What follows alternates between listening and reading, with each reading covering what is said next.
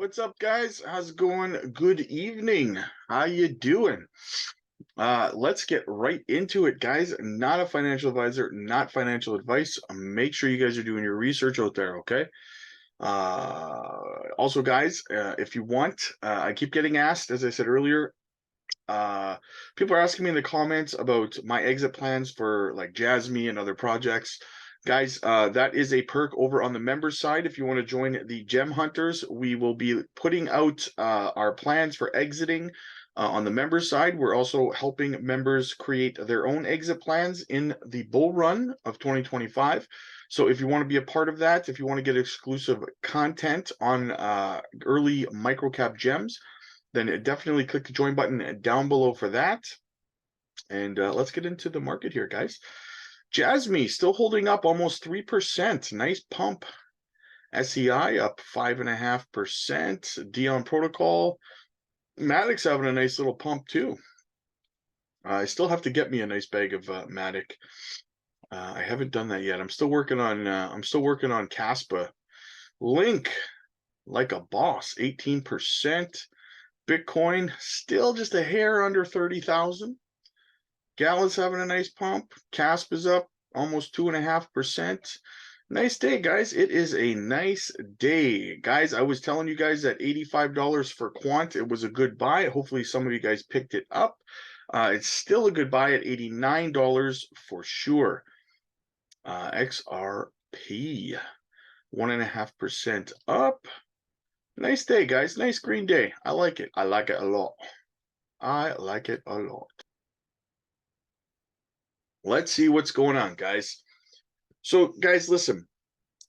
I talk all the time about the Jasmy blockchain laptops with Aveda, and I tell you guys all the time that smartphones, smart TVs, cars, smart houses, like smart homes, laptops, desktops, tablets, everything, guys, everything is going to need blockchain integration. It's all going to be IoT tech. And I keep telling you guys this, that Jasmy is at the forefront of this revolution. And so let me ask you this question, guys, right? If we could go back in time before smartphones, right? Just before smartphones, let's say a year before smartphones, year and a half, right? And I said to you, but you were able to carry the knowledge that smartphones were coming, okay? Would you invest in smartphones? Would you invest in the technology for smartphones? Of course you would, right? Of course you would. So now I ask you, look at Jasmy. The next generation of smart technology, IoT, smartphones, smart cars, smart homes, all that stuff, guys. Alexa, Siri, right? It's all IoT, guys, right? So I ask you again, are you going to invest in the next generation of smartphones, smart TVs, laptops, desktops, tablets? It's up to you, right? It's up to you. Really excited to see how blockchain technology will be incorporated in personal devices such as phones and smart watches. There is a great interest for Jasmy to white label and release Apple and Android mobile versions of Secure PC. We know that Jasmy has said that they're working towards this goal of IoT, smart devices engineering with the Jasmy coin ecosystem. Increased data security and personal data lockers could eliminate many phishing and targeted hacks that occur daily, and users data mutually beneficial for corporations and individual users. These partnerships would be massive and could be a real possibility in the future. Jasmy, I'm telling you guys, I'm telling you. For the longest time, XRP and XLM have been labeled as centralized networks. But if you look at the factually, you'd realize this is far from the case. While this is definitely more of a corporate structure than many other projects, the networks themselves remain decentralized. Let's first look at the consensus layer. Traditional blockchain networks keep a shared ledger where all miners validators are required to verify that transaction. And finally, once it's agreed upon, it can be added. While this process does work, it can be quite time and energy effective as it requires full participation. Whereas when we look at XRP, you still have a ledger, but there's no need for miners to compete to verify transactions. Instead, you can think of this like nodes gathering and talking to each other to find an agreed upon set of transactions to the next block. The key difference here is that the traditional blockchain, there's competition among miners to solve complex puzzles, and the first one to solve it gets to add a new block of transaction.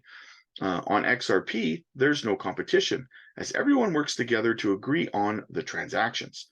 This makes the process faster and more energy efficient, but it also means that Ripple relies on a smaller number of trusted participants to reach consensus. Now with XLM, the consensus works a little different, but also with many similarities. As both these networks were initially conceptualized by Jed McCaleb, consensus is similarly attained through voting by a group of trusted nodes termed validators. To reach consensus, validators create a set of rules called a quorum slice.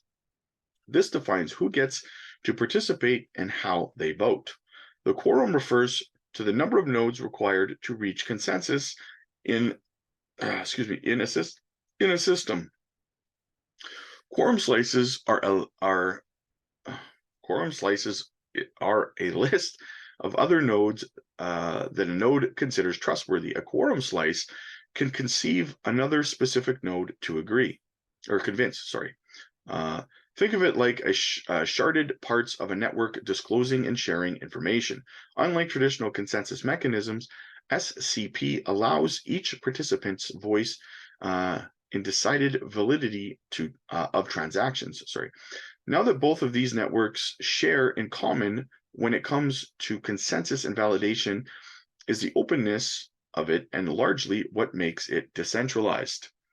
Anybody, even you and I, can easily set up and run a node for either Stellar or Ripple. This in return makes the path to decentralization as open as it gets, since nobody can come in and help the network. No set amount of tokens or large expensive compute resources needed. But in return, there is also no incentive whatsoever to be a validator on either network. You simply do it because you want to help. And for that reason, it also serves as perhaps the most pure consensus, given that there are absolutely zero profit-seeking motives involved, but rather just the will to assist out of good faith. While this is certainly not the only way to go about decentralization, it does allow for the willingness to participate in the most pure form possible. Without any incentive or payment tied to it, you can assure that the majority of network validators are doing so in support of the network.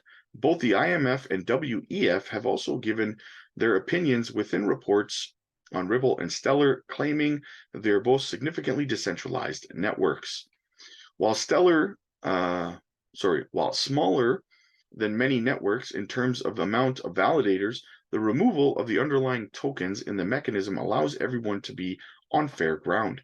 As there are currently 150 validators on the XRPL and 50 on Stellar Network, the Ripple Team Foundation run a total of 2 validators, while the SDF runs 3, both of which don't equate to the majority or significant amount at all, sharing further decentralization yet support of their own networks. As without a token holding the weight in votes or validation like we see in POS systems or weight in compute of proof of work.